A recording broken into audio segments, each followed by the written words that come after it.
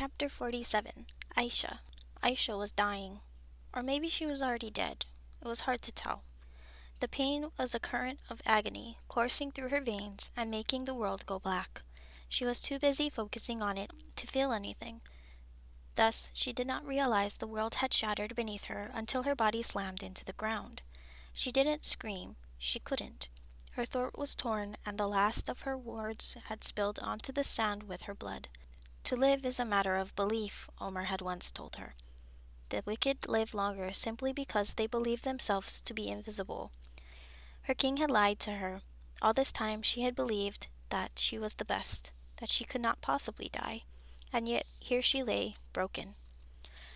Aisha opened her eye. It burned like hell, but she refused to die in darkness. At the very least, she would die staring daggers into her murderer. But Imad was gone, and the prince and the merchant were nowhere to be seen. There were only endless hills of sand. When had she escaped the ruins? Maybe she was dead. But then she saw it.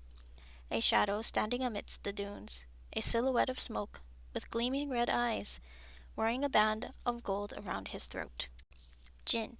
Aisha's vision went foggy. Her body convulsed without her permission. Pain. Pain so terrible it forced a soundless scream from her throat, racked her body. When she could focus again, the Jinn was standing before her. Was it the midnight merchant's bodyguard? The silhouette blinked at her. It said nothing, did nothing. She was becoming convinced it was a hallucination when it reached up and pulled the collar from its throat. The Jinn grasped her hand. She could barely feel it, certainly couldn't move it, and set the collar in it before walking away. Aisha's vision clouded. She blinked rapidly to clear it, a futile effort. When her sight stabilized, she was still hallucinating. She saw a wraith-like woman who was all angles and bones. Her eyes were like wells of ink, and her plaited hair swung like a pendulum. Aisha wondered if this was the god of death. But then the woman's lips broke into a disarmingly mischievous grin, and Aisha knew she was not some benevolent god. "Salam," said the woman. "Would you like to die?" Aisha startled at the voice. It belonged to the undead queen who had mocked her in the desert, the same Jinn who had possessed the Wali of Dime. It was the voice that had whispered, "Find me, Jinn killer," in her mind. It seemed that in the end the Jinn had found her first. The Jinn queen, crouched down. She tilted her head. Her braid continued swinging on a phantom breeze. "Or perhaps you would like to make a deal." No deal. Aisha had not avoided falling prey to a Jinn in life only to succumb to one in death. Jinn were monsters. Jinn were the reason she had made herself into a weapon. The queen raised a brow. "Are you certain?" She leaned down, and before Aisha could pull away, laced their fingers together. Ice and fire and death and light and life crackled through Aisha's veins, crashing through her with the potency of poison. "I can fix you." Aisha shuddered. She could feel her body. She could breathe. "Don't you have things you still need to do?" Aisha thought of Omar. Omar turning to her in the darkness of her bedroom with a smile on his face. "I can trust you to see this through to the end." "Of course. You promise not to die?" She had scoffed.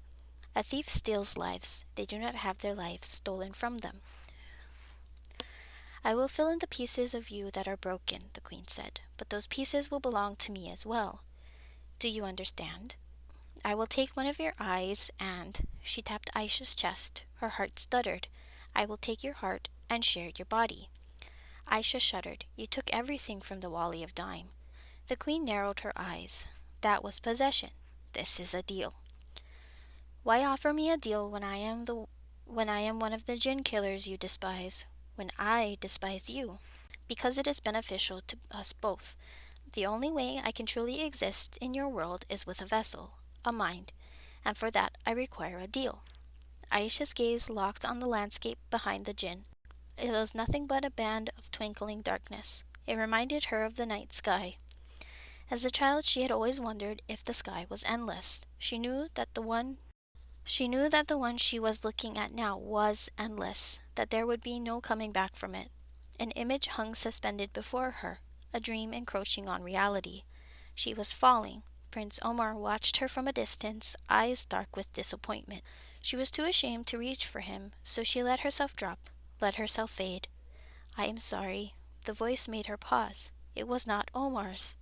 When she looked up, Mazen stood before her, shame etched onto his face. Irritation bubbled in her chest. It was insulting that he should apologize to her when he'd saved her. She wanted to strangle him. She wanted to hug him.